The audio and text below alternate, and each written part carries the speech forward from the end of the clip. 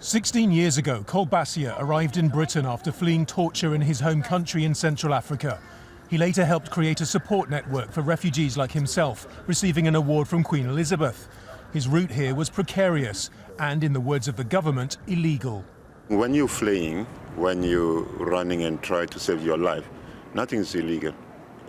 The most important thing for you is to find somewhere where you are safe, you are protected, and you find sanctuary. And that was my case, and that was the case of many people. It's people like him being targeted by the UK government's new plan for immigration.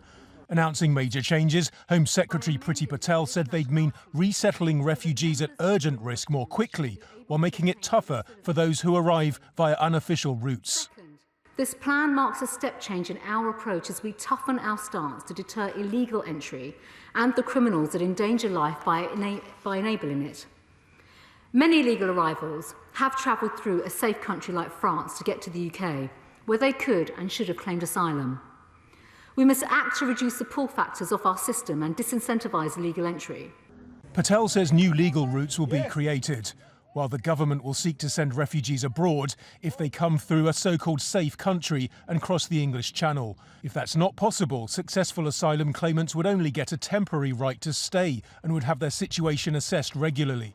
But refugee rights groups say the approach is impractical and cruel. We fully expect that these proposals will mean that people are left trapped in limbo in makeshift refugee camps on UK soil, unable to achieve permanent status by getting refugee protection in the UK, but also they won't be deported elsewhere because we know that the UK has no agreements with any other country. When the Brexit transition period finished at the end of 2020, the UK lost its automatic right to transfer refugees and migrants to the first European Union country they arrived in under what's called the Dublin Regulation. The government's now insisting other countries have a moral duty to cooperate.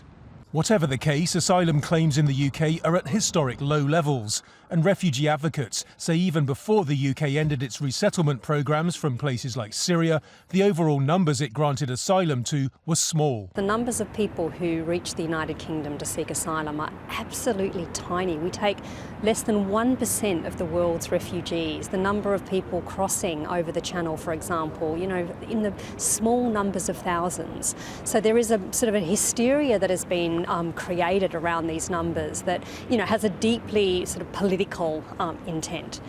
The UK government says its plans are firm but fair. Its critics say they risk stigmatising thousands of genuine asylum seekers. Nadim, Al Jazeera, London.